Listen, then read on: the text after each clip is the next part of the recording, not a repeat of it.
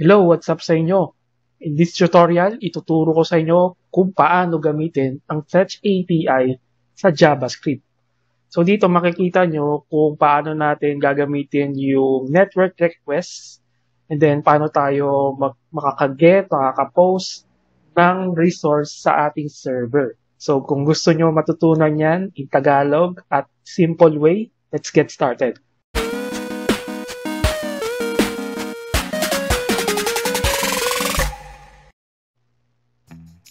Okay, so let's get started.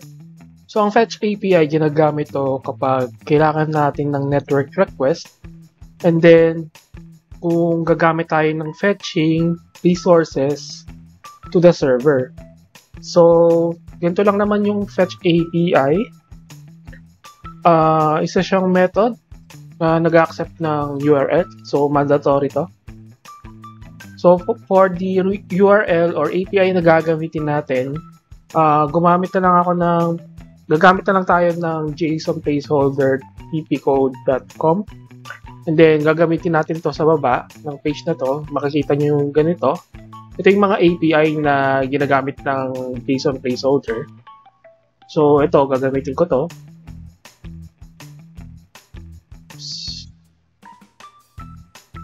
Ayan. So isang post lang muna.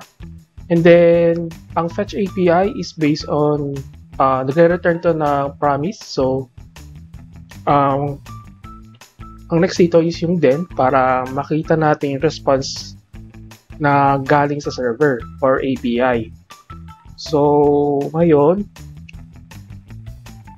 kinakailangan niya ng callback function. Tapos, makakatch niya yung response. And then, tignan muna natin yung laman ng response.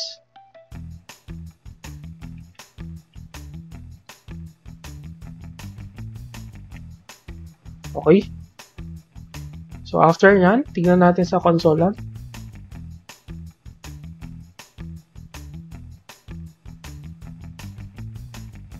So, ito yung response coming from the server.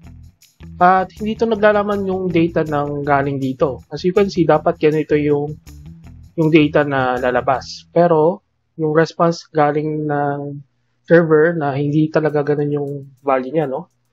So, ito lang yung all about the response from server, yung okay tsaka yung status, for example. So, para makuha natin yung data mismo, kailangan natin ng ganito, mag-return tayo ng JSON. So ito, promise rin to. Ang mangyayari ito, magkukuha siya ng JSON or yung data natin. And then, pwede pa tayo mag-then dito with another callback function. So, after natin maging JSON yung response, makacache na yung data. So, console log natin.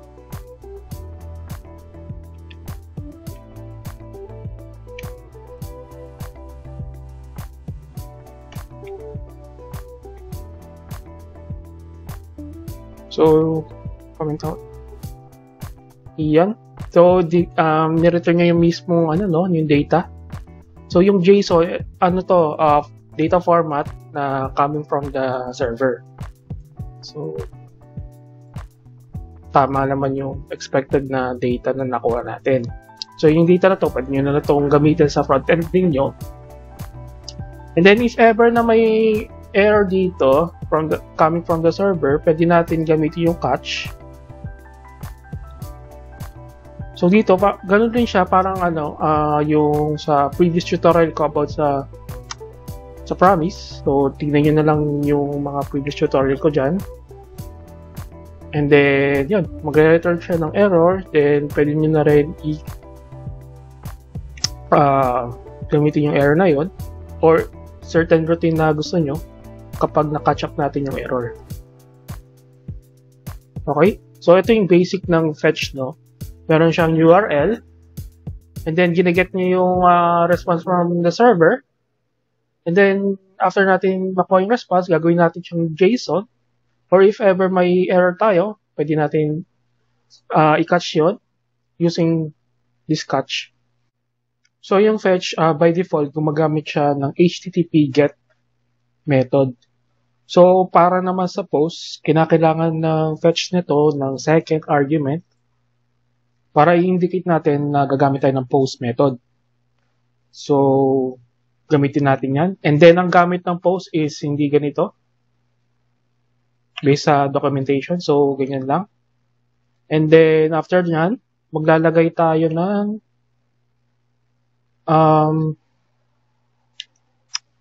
method. So, ang gagamitin nating method is post. And then, kinakailangan pa niya ng another one, which is yung data natin, ilalagay natin sa body. So, yung post na to, ginagamit yan kapag magsasabit tayo ng data papunta sa server. So, kinakailangan niya ng data. At based sa documentation, kailangan niya ng title ng post. So, lagay natin JCPH. And then, ayan, parang normal na object lang, no? So, body. Ang body niya is yung title, string rin siya. This is my YouTube channel.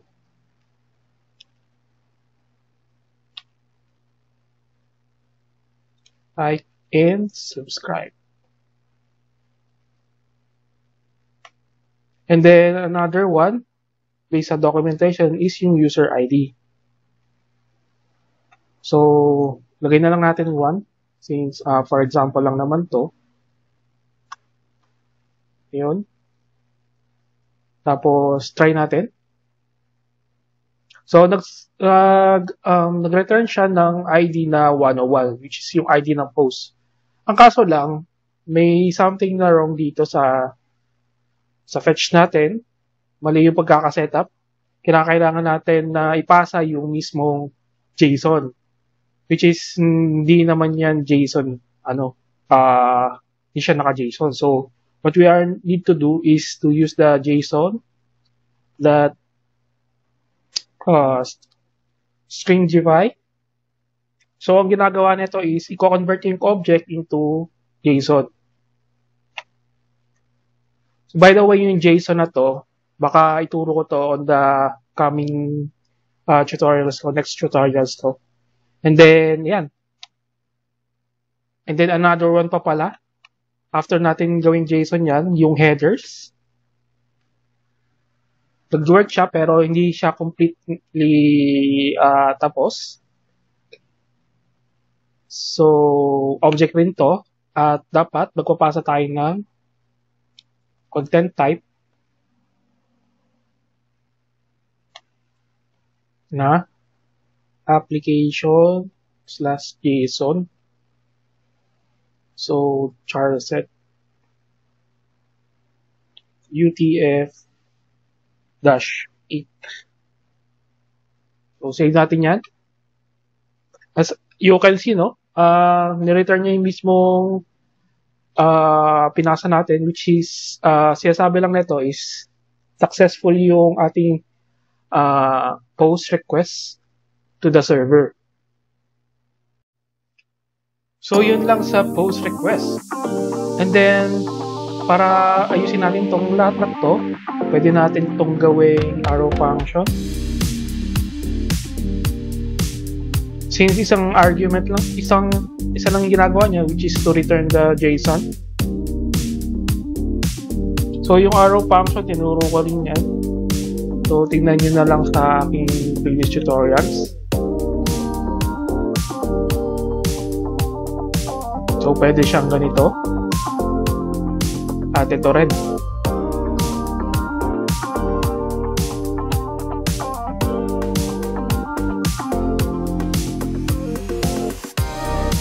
So, yan. Kahit wala na yung parenthesis, okay lang rin. And then, dito rin sa catch, pwede rin to.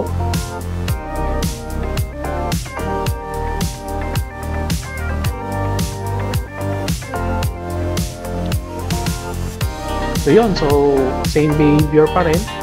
Gagana pa rin yung ating request. So, yan lang muna sa Fetch API. Yung ibang mga methods, madali na lang yan catch up. Basta alam nyo yung pag-setup ng mga metadata and halos same lang rin niya sa get and post. So, need nyo na lang yung API documentation. And then, ayun, ito lang. Salamat sa panonood. So, bago ko mag-exit, baka naman, like mo naman tong video na to and subscribe sa akin channel. So, yun lang. See you on my next tutorial.